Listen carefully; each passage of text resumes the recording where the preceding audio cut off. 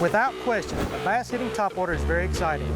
Edwin Evers shows us how he works his spook in this week's In-Depth. Then, Rick Clunn describes how to tell the difference between a fish that is a loan from those in a group and art of angling. But first, KVD has scoped out some docks and he's sending in the jig and pig in this week's Fishing in 4.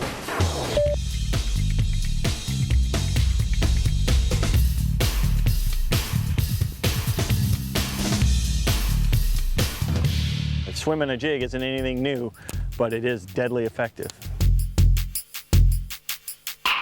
And you can cast along and reel it fast right underneath the surface. You can drop it into holes, you can flip it, you can pitch it. There's no limitation to it.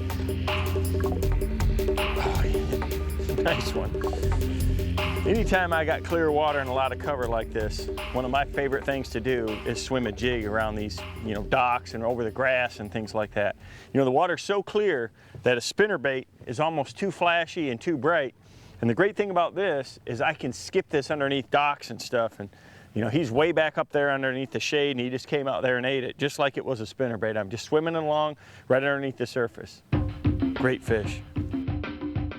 With the right setup, you can get this in places that you can't get many other baits. Again, it's real subtle and they're real natural. Right here, I've got a bluegill colored one, and in real clear water like this, that's what the bass are feeding on. So I'll put a trailer on it. Right now, I've got a rage craw on there. That's probably my favorite trailer because it just has a lot of action. You just cast it out there and just reel it back steady.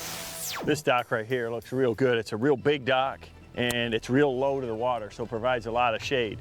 When you have all this grass like this, that's what cuts that out, and that creates a clean area underneath there, and it's a good place for the bass to hide. So I'm gonna skip that jig back underneath there and see what happens. There he is. Just like that. When you got it low to the water, it's gonna give a lot of shade there, but most importantly, there's no grass there, so the bass can just sit there and they can just wait for something to come in there, and he just thought he was gonna get a bluegill. And he got my jig right there. So I love this swimming jig for this because you can stay back from a distance and fish like this. I use a different rod than I normally would, for normal jig fishing. This is not a flipping stick. You got to have something you can cast accurately with. For this technique, you want to use the same type of rod you would for throwing spinner baits or for accurate casting. A shorter rod is going to be more accurate.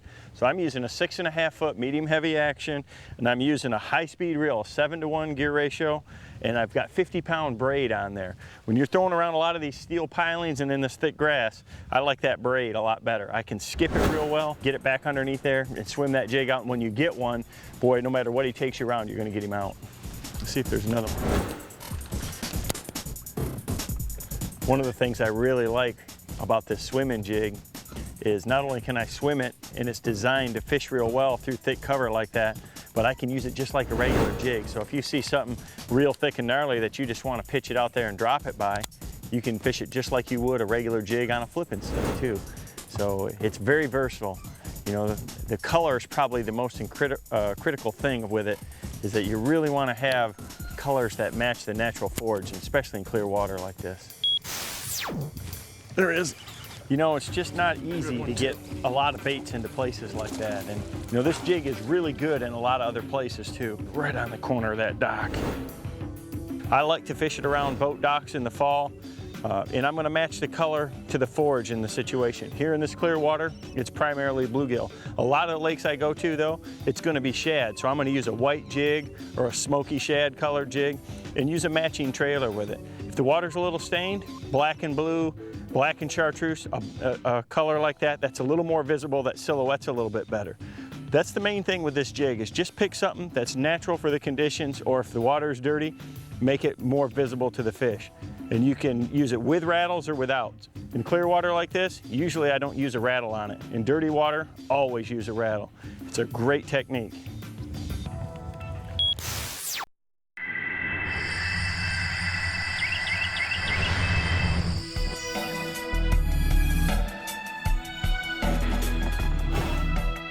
Whether spring or fall, early or late, nothing is better than seeing a bass take the bait.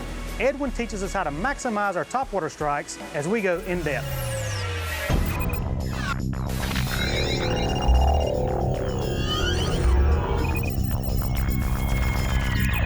Right there. Man, he clobbered that spook. Golly. Oh, you see that? Look how clear that water is. Man, I like it when they got that front hook in their mouth. Come here, buddy.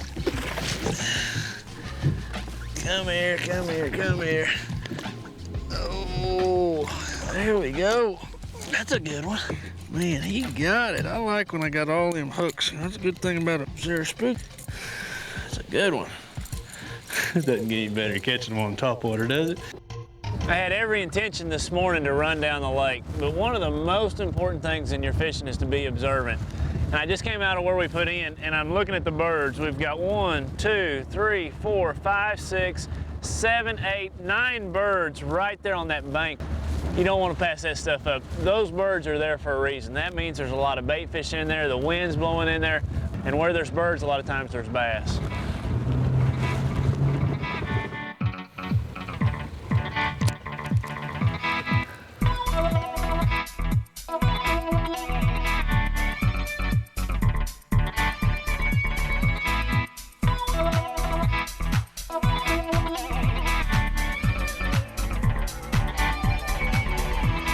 That sucker was shallow. I mean, right on the bank. That fish could not have been in 6 inches of water. I mean, shallow, shallow. You know, spook is a great aggravation bait. It's kind of one of those baits just sitting there on top of the water. It's a bait that you can keep in the strike zone for a long time by, you know, working it back and forth. Just a bait that truly, you know, gets the aggressive side of a bass.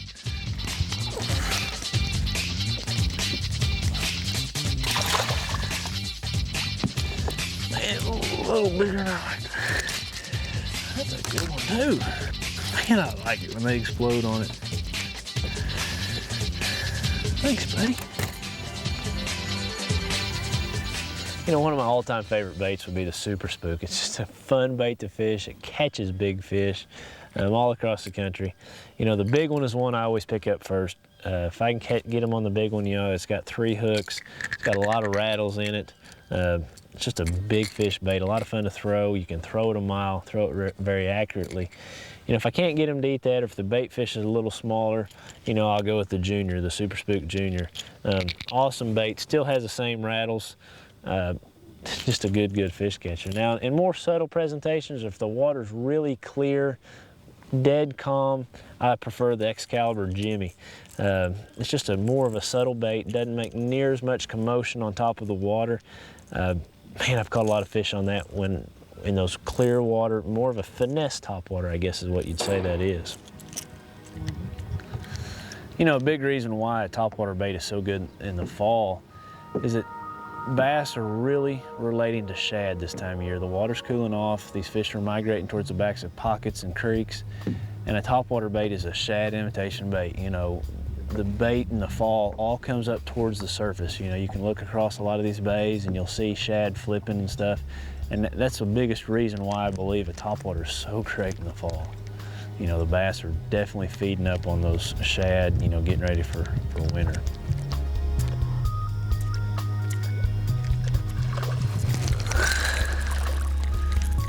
Right. Man, oh, there's a bunch of them following it. I looked down there and there is fish all over the place following this one up. We're gonna catch some more fish right here. Got the hook right there. Get out of there. Short and chunky. All right, what I've got here is just the very back of a creek. It's about the 2nd or 3rd day of fall, and you know, that's one thing that I can't stress to people, that, you know, fish don't necessarily start to make that fall migration on temperature. They make that fall migration, I believe, kind of like deer, when the days start shortening. You know, our days now are shorter than the nights. You know, nights are longer, and I think that's what really triggers migrations of fish, you know, in the spring or the fall is the amount of daylight. And as you can see, you know, it's still, you know, pretty warm, going to be up, you know, in the mid-80s today, and you know, I'm a firm believer those fish start moving back a lot sooner than a lot of people think they do.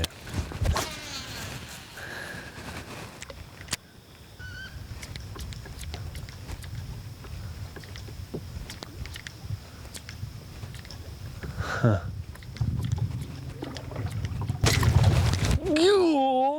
that was a big one. Holy smokes. Oh my goodness. I made the cardinal mistake right there. It's so hard in topwater fishing. You always want to set the hook right when you see that big fish come up and strike, and I didn't do it that time. Even us pros make those mistakes. You want to try to, let that fish get a hold of that bait. Don't go by the sound or the sight of what you're seeing. Go by the feel of what you feel. And what I mean by that is wait till your rod loads up a lot of times, or just hesitate if you can. You'll end up catching those fish and not having that happen to you.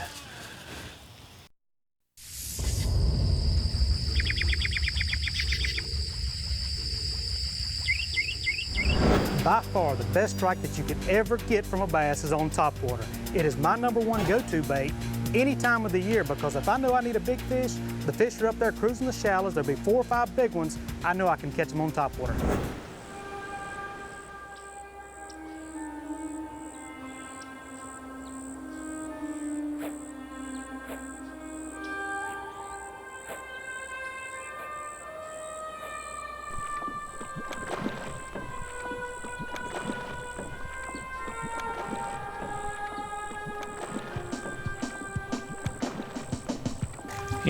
In every style of fishing, every lure that you choose, cadence is very, very important. The amount of time that you let that bait pause or how fast you work that bait is gonna determine on how you get your bites. All morning long, I've been varying my retrieves. Sometimes I'm twitching it really fast, sometimes I'm, fairly steady, sometimes I'm letting it pause maybe 5 seconds. I've seen times where you really gotta let it pause 15 or 20 or 30 seconds. You're sitting there counting over and over, trying to get those big strikes, and you get to 20, man, a big one blasts on it. So what I'm trying to tell you is really experiment with different retrieves, different pauses. A big key there in topwater fishing, different pauses, and let those fish tell you what they want. You just don't throw it out there and just do the same thing over and over and over. Do something different each time until you figure out what those fish want. Oh, yeah. Stay on there, buddy. Ow! Man, he got me good. It's amazing. You have some strikes that are just explosive, and then you got a strike like that one. I mean, that fish just came up there and sucked it right underneath. Thanks, buddy. That's a good time. One of the most important parts in throwing a Zara Spook is having the right rod. You don't want a rod that's too stiff, and you don't want a rod that's really too limber. I prefer a 7-foot rod. I want one that I can have a lot of control. I can throw a bait a long ways. A lot of times when I'm spook fishing, I want to make a really long cast. So I prefer a 7-foot rod, medium action. Very, very important to have the right rod. It helps make that bait walk back and forth. And also, fighting that fish. I want a rod that's got a little bit of backbone on those long casts. I can get a good hook set, but still yet limber enough that I can fight that fish and doesn't pull the hooks out. Also very important to have a high-speed reel. You're working that bait, you just wear yourself out with a low-speed reel. You've got to have a 6:3-to-1 or 7:1 gear ratio reel. One other thing, you've got to have monofilament line. I'm using Bass Pro Shops XPS line, not fluorocarbon. Fluorocarbon's going to sink, monofilament's going to float, so it's really also going to help you move that bait side to side with that line on top of the water. It's got to have big line. There's no sense in throwing a little line. It doesn't hinder you any. 17-pound test lets that bait work just fine, yet you can set the hook, don't have to worry about it breaking.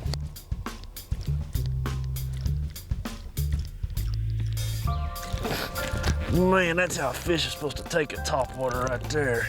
Oh, come here, girl. Doesn't get any better than that right there. Big explosion on my Zara Spook, jumping halfway to the boat, 3 foot out of the water. Jumping again. Woo, son, that's a nice one. Come here, girl. Man, she's got a face full of hooks. Looky there. That is a good one. Zara Spook.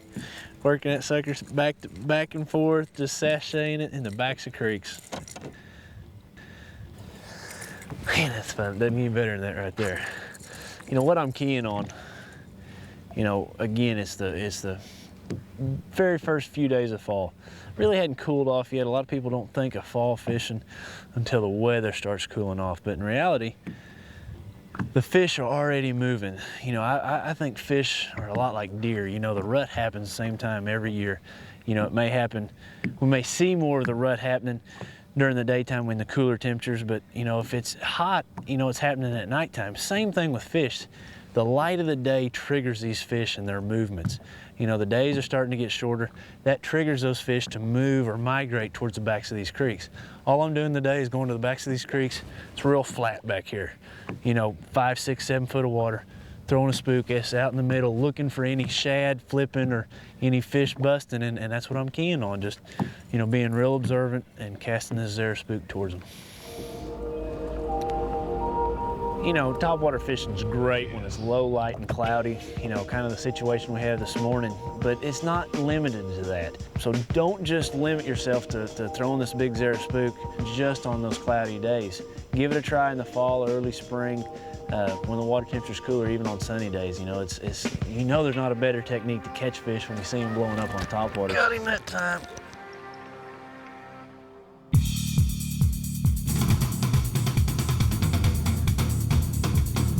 Here's a fast fact for you. When you pull up to a fishing hole, I see so many people take the trolling motor and go like that.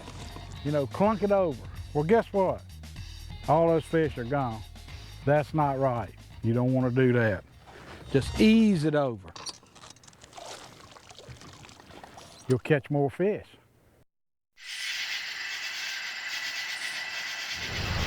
Ever wonder why you sometimes catch only one fish, then other times you catch 5 or 6? Rick Clunn shows us the difference between 2 completely different fish patterns.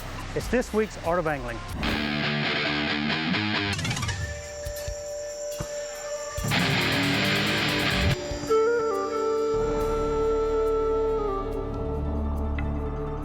In today's Art of Angling, we're going to discuss the most important concept in fishing, and that's pattern fishing. Well, the definition of pattern fishing says all the fish in a given area in a given time period are doing the same thing. So when you're trying to figure out the fish, then when you catch your first one, you really try to interpret all the variables about how you caught that fish. One of the most important ones is determining whether that was an individual fish pattern or a concentration of fish pattern. For example, if we're fishing along and that morning and we come to this stump and I make a cast on the shade side with a spinnerbait, boom, I catch my first fish. So you should consciously say, okay, is this an individual fish pattern or is this a concentration of fish? Obviously, for most of us, we know that's an individual fish pattern. So to make this pattern work, now what do we got to do? Well, you got to duplicate it. But with an individual fish pattern, that means you got to move. You got to look for another stump and then find another one and another one and another one. On the other hand, a concentration of fish pattern would be like an aquatic vegetation, submerged milfoil, submerged moss, coontail moss, and you're working along, all of a sudden you catch one off this windy milfoil point. Aquatic vegetation historically can hold huge quantities of fish. So unlike the individual fish pattern where you have to duplicate it and move, this is not true. Now you can probably just stay in one area and just kind of move back and forth along the point of this aquatic vegetation and catch fish all day long. So that's really the thing you need to really recognize when you're pattern fishing is which one of these did you find, individual or concentration of fish? You know, why it's important to know which pattern you have developed here, individual versus concentration. It's important because it determines how efficient you will be able to work that pattern. You know, if you're reluctant to move, then obviously the individual fish pattern is not going to work. Or if you like to move a lot and you're antsy, then the concentration of fish pattern, you're not going to be as efficient at. So really that's what is important. It's determining which one you've found and then being willing to make the proper adjustments and the proper approach to fishing it. Remember, the individual fish pattern requires you duplicate it, and that means you got to move. Concentration of fish pattern, on the other hand, means you can just sit there all day with your troll motor and you don't have to burn a gallon of gas.